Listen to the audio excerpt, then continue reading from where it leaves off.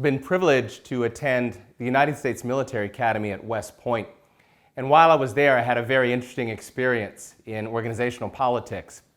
I was a junior there. It's a 4-year military university. And as I was going through my junior year, I dated this young lady who went to a neighboring college. She invited me to her winter formal. She did so back in April of that year, and the winter formal was in December. And I had to get special permission from my senior officer to attend this. It was on a special weekend where the cadets there at West Point have to stay in their rooms on a Friday night. So I had to get special permission for this. I got the permission, everything was great. Fast forward a few months, the night of, I'm packing up to get ready to go see her for this winter formal. I'm excited, I've bought all kinds of gifts and everything, a nice boutonniere for myself, I'm in uniform, and my subordinate officer comes into my room and says, "Cadet Palmer, you're not able to go on your trip tonight." And I said, "Wow, ma'am, I don't understand why. What happened?" And well, the colonel who gave you the approval made a mistake. He kind of thought that you were a senior, not a junior. There's some other things at play, and you're just not allowed to go on this particular social event. So I got frustrated, I got upset, and even though my captain told me that my privilege had been revoked and I could not go on this particular social event with my girlfriend, I went anyway. It's called blowing post. I left the academy without permission, had a great time with my girlfriend, came back that night before it was due, and the very next morning my room got inspected. Now, in that morning, your room is supposed to be in tip-top shape.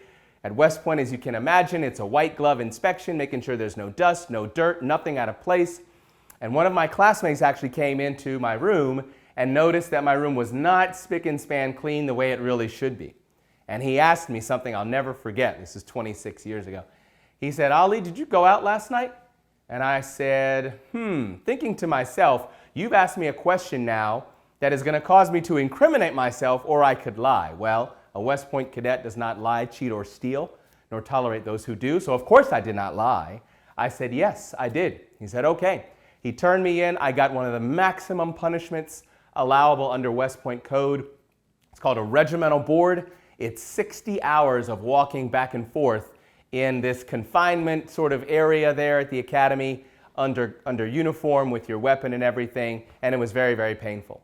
What's the lesson learned there? This notion of politics is at play in every single organization, whether it's private, for-profit, military, nonprofit, government, faith-based, higher education. Politics are a reality. Where I failed in my younger years as a West Point cadet was understanding the politics at play with the hierarchy of my captain there and of course of the colonel. There's several things I could have done differently. I could have petitioned a little higher. I could have asked to speak to the colonel. I could have sent up an exception to policy. Ultimately, I made a decision that caused, essentially some punishment on myself because I didn't navigate the politics in a smart and a tactful way. So navigating organizational politics is a critical skill that anybody can learn and build across your organization, in relationships, and in life. You just have to have a couple of tools and some good tips to do that, and we're going to go over those in just a bit here.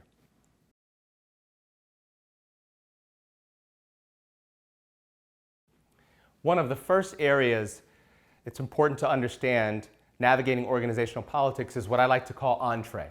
So entree is not just a great meal and the main course at your dinner. It really means an entrance, the beginning. There's a lot of terms for this that people have used in the past. You can think of onboarding, integrating, inculcating, sort of your introduction into a team, a group, an organization. This is what I call entree. Think of it in naval terms almost, right? When you're coming aboard a ship, you can't just waltz on there without being properly prepared or having your right permissions and all of the necessary documentation, etc. If you're coming aboard a ship for military naval duty, for example, you have to have gone through all the right procedures. You have to have gone through all the right permissions and get the documentation required from the U.S. Naval Service. You have to have been accepted. You have to have orders. There's a system of different things you've got to have ready in order to properly have entree, is what I call onto the ship. Also, it's an understanding of different systems and culture. The point of contact that you have bringing you into this team or into this organization. There's different people involved that support you that you need to reach out to. There's equipment. There's a lot of features that you want to think through when it comes to entree into a certain organization. Knowing the right POCs or points of contact is really critical because these individuals are the ones who are going to be your ambassador, your champion, and really going to allow you to have the best impression possible coming into a certain company or organization. We oftentimes believe these are administrative folks who only serve a rudimentary role, but not the case at all. So make sure you establish very, very early on that you've got these individuals as allies and make sure that you understand the right requirement and the right interactions with them. The thing that's really crucial about understanding this is all around your attitude. Your attitude is going to be core to coming into any organization in a successful way and understanding and growing the organizational politics therein. I did some leadership consulting for a university client up in the Midwest, and one of the things we went over is the power of having attitude at the right time and in the right way. So I built a module or a set of classes for them called Attitude 101, Attitude 301, and Attitude 501. Attitude 101 is very, very simple. It's understanding your own mindset. Dr. Carol Dweck out of Stanford University does a wonderful body of research around fixed versus growth mindset. And Dr. Dweck says that if you're in a fixed mindset, then you're static in your thinking. You're almost afraid to take action. You think that negative automatically means bad. You don't want to step out and really explore and get deep into your own learning for fear that somebody might think it's unpopular or not like your idea, or even that you might fail. Dr. Dweck says a growth mindset is where you take calculated risks. You seek feedback a lot from people, even if it means they're going to tell you something that's constructive in critical nature. So this growth mindset is much more healthy to adopt and to use instead of a fixed mindset. So you got to have that mindset, you got to show up, and that's what I refer to as Attitude 101. Attitude 301 is an advanced level of this. This is where now collaboration is really key. You go into the organization with the mindset of, I want to work with others, not just people who agree with me, not people who happen to work in my same cubicle or my same function. I want to expand my reach, expand my knowledge and my learning. I want to get to a place called task interdependence. And that means that the work that I do cannot be successful unless other people on my team also contribute their versions of the work. That's how I know that I'm successful. And Attitude 501 is where you're now creating these opportunities. You actually are the individual instilling the systems, creating the situations to bridge different gaps. You are the one building teams together, empowering them, finding resources, breaking down barriers. You do vision casting, which means be part of the leadership team that sets out the legacy you want to achieve for a certain project or a certain company.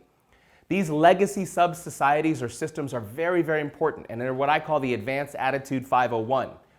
A famous Chinese philosopher, Lao Tzu, said many, many years ago that the way you can gauge the effectiveness of a team is by how well the leader instilled knowledge, wisdom, skills, and abilities, but that value was not attributed back to the leader. So when the leader left, the team was interviewed asking, how well did you guys do? And they, of course, replied that it's not the leader that made us successful, but that it was us that made us successful. So here are some tips to think through proper entree. Every single interaction is an interview. Every time there's an email exchanged, if there's a phone call that's had, even if they say, oh, it's just a conversation, it's absolutely an interview. If you bump into an HR individual at the local grocery store, it doesn't matter if you're in sweats and tennis shoes, you are getting interviewed in that moment. Now, it doesn't mean you can't be relaxed or be yourself anywhere you go, but just know that you're always giving an impression to somebody. So you should carry yourself with a modicum of professionalism and good temperament, and always treating others the way they want to be treated in a way that is genuine and that is direct. The other strategy that I like to recommend is a 30, 60, 90-day plan. Now, it's not my design. Many organizations and individuals have used this, but it's a great way to get into the organization and to show individuals that you are ready to contribute value early on. Even if you don't know all the people and the inner working systems, you can grab a good hold of organizational politics if you say, okay, the first 30 days, I really want to learn different people, meet the different departments, read up on all the SOPs, the standard operating procedures. I want to understand my roles and responsibility. I want to meet my boss. I want to meet our different satellite offices. That's a good way to say, hey, the first 30 days I'm learning, I get it that I'm going to contribute value in that way. The next 60 days, maybe you're actually working on some projects together. You're the third or fourth person on a team. You're just in the background taking notes and gathering a lot of feedback and data, doing research and contributing how you can. And then perhaps the 90-day mark, you're actually contributing direct value. You're a project lead on a certain team. You've taken some direction or guidance from your functional or lead department, and you're able to actually go out, engage with clients, engage with partners, create some operational value for the company. And having a plan like that is one way to really demonstrate immediate value in terms of Entree. The final thing I want to mention around Entree is understanding who your allies are very early. There are individuals who are going to have your best interest, that are going to take time out of their schedule to support and coach and mentor you and make sure you have all the resources and tools you need to be effective at your job, and those are allies. They are genuine about wanting to help and support you, and of course you need to be genuine about wanting to help and support them. So identifying these individuals nice and early is really very valuable and will help you entree into the organization with the best possible chance of navigating those politics.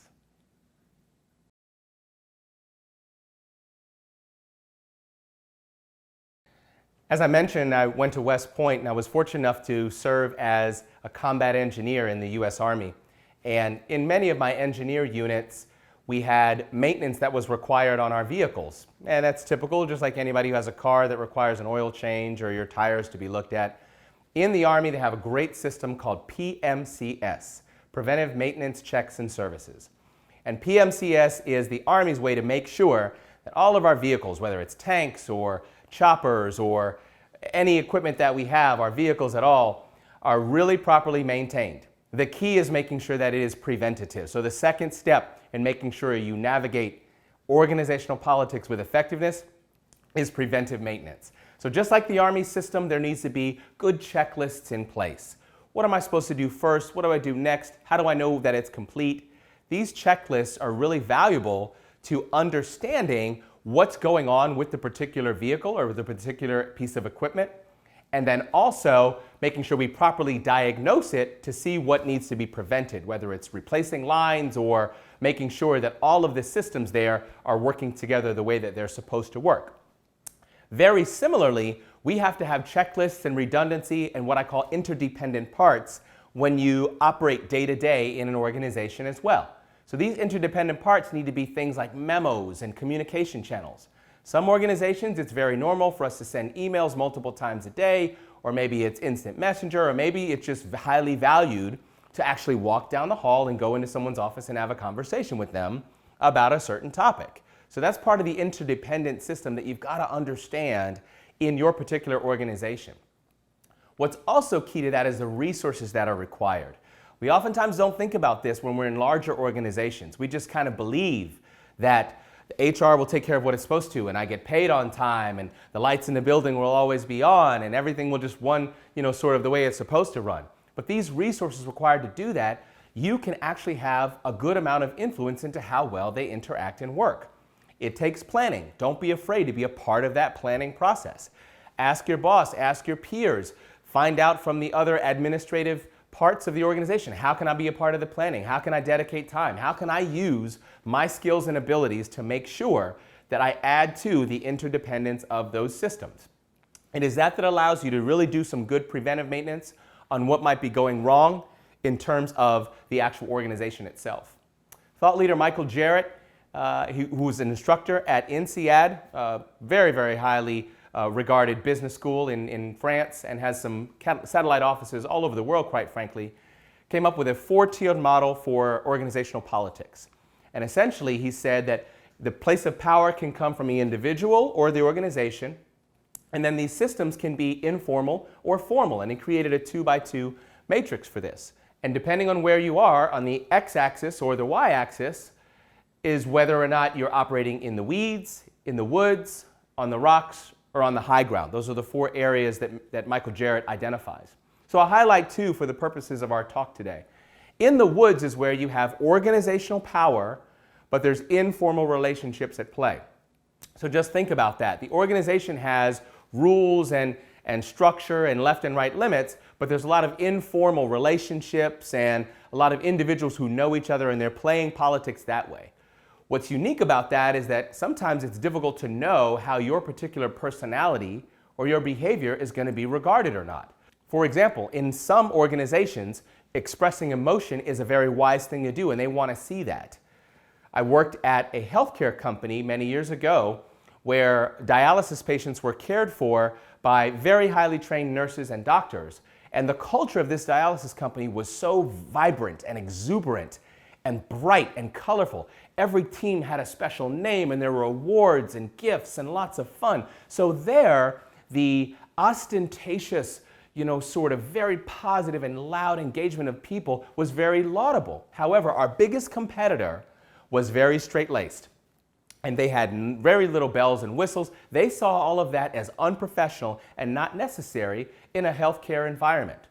So this is in the woods where organizational structure but informal relationships are at play, and that is a way to understand that those organizational politics, you have to choose behaviors that are valuable for that or not.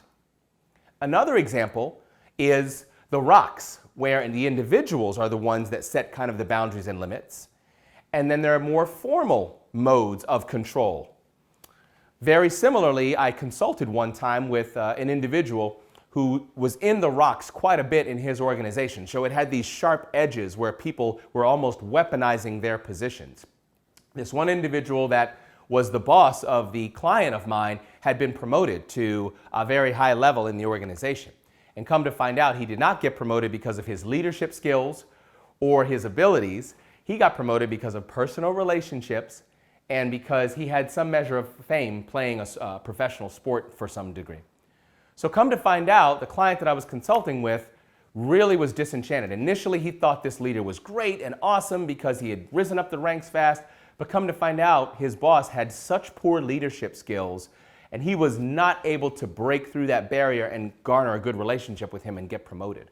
So that's an example of not navigating the organizational politics once you recognize that you're in the rocks. So a few tips to understand this preventive maintenance notion of why you're actually operating in the organization day to day. Number one, learn what your boss's priorities and problems are and work to solve them.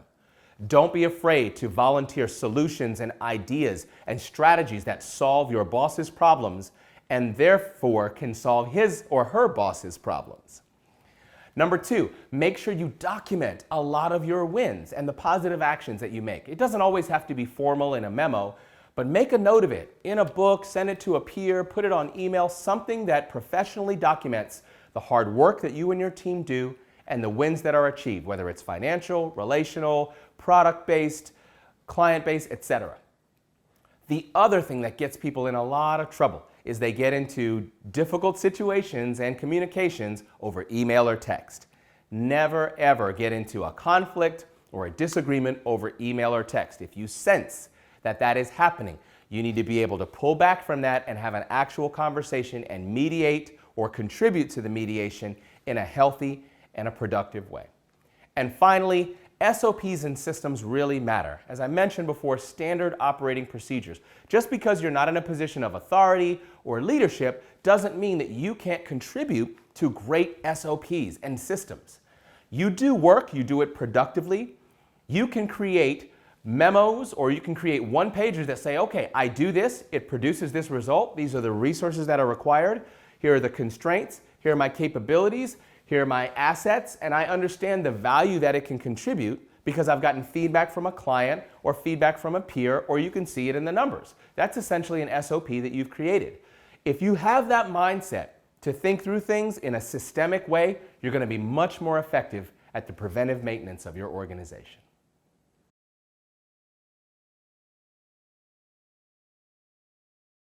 So you've probably noticed a theme here around military branches. If we first talked about onboarding on a Navy ship, and then secondly, we jumped into preventive maintenance with the Army and its vehicles and equipment, and now we're going to rotate into more of an air theme. So the third tip for success in navigating organizational politics is top cover.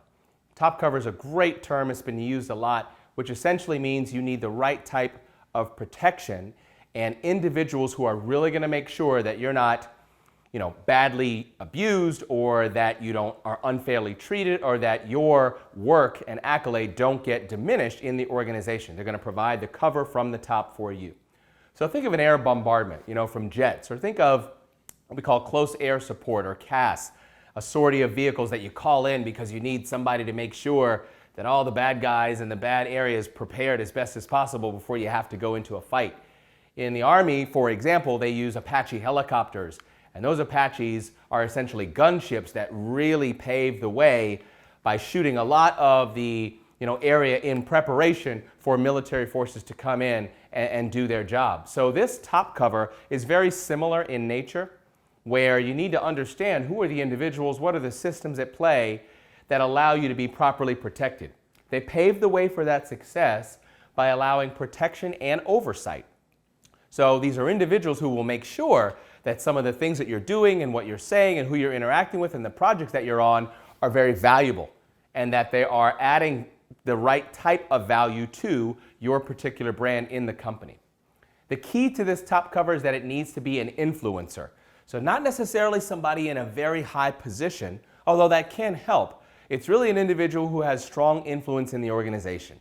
So they can be in HR or business development or maybe a contractor, certainly somebody who's a vice president. And this doesn't pertain to just private organizations. This is military organizations, faith-based groups, nonprofits, school systems. Everybody has an organization that needs that type of top cover from the people who have marketable influence. I did some coaching for a mid-level executive at a service company once, and that individual came to me and said, I'm having a hard time with this concept of top cover. They had really good entree. They made really great allowances, so they were doing some really good preventive maintenance, so to speak, in the organization. But the individuals they identified to make sure they had the top cover, they chose those individuals poorly, and they thought one individual was going to be able to provide that support and oversight, but it wasn't. So one individual, he didn't broker the relationship enough, he didn't reach out to him, but he thought he had his top cover. Another individual was actually a toxic leader in the organization, and he aligned himself with a toxic leader. So remember, it has to be an influencer that provides you the top cover, not just somebody who's got a very high reputation. So a few tips for this notion of top cover. Make sure you understand the difference between a mentor and a sponsor. A lot of people think mentorship and coaching is the creme de la creme for growing up in the organization and making rank and getting promoted, and of course it can help. But mentors are individuals who provide, that coaching and support and advice, and sometimes they'll help, work things for you on your behalf, but that's a two-way relationship. And again, very valuable. Sponsorship is a different story. If you have a sponsor in an organization, that's somebody who will actually vouch for you.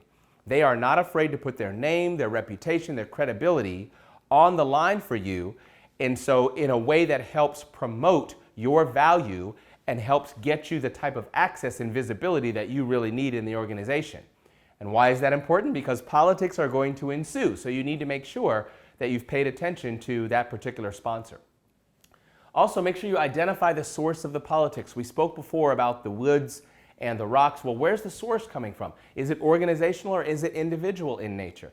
Knowing that source means you can better navigate it, because now you know how to identify who's going to be the ally that provides you that top cover.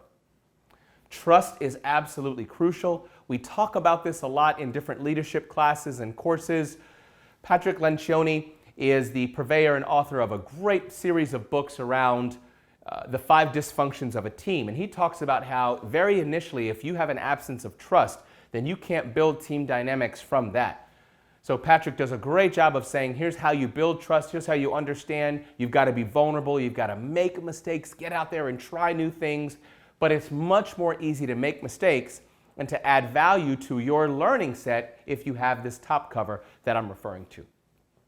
Coach a subordinate. Don't be afraid to get out there and spread your knowledge and your wisdom to others. Even if you're new to the organization or have a relatively junior level, you can still find a peer or somebody else who's an analyst or works subordinate to you and give them some guidance and some coaching. Ask them questions. You can be a great mentor to them. And finally, do not be naive. There are saboteurs and ill-doers that do exist in organizations. They add to the negative side of politics. They may be out for self-aggrandizement. They may be out just to harm you, to see somebody else not do well. So you don't want to be naive into thinking that everybody is your friend. The key is to build those relationships, and you do that with the advice and counsel of Top Cover. So I hope you gained a lot of value on this session on navigating organizational politics. These are not things to be afraid of. They are existent everywhere, and it's very, very important to understand the dynamics at play. But I guarantee you, if you go in with the right attitude, understanding the importance of your entree, do that preventive maintenance, making sure you're constantly checking and staying ahead of the different situations and people and systems at play, and you really build those mentors and sponsors that can provide you the good top cover, and I guarantee you'll be successful. Thank you so much.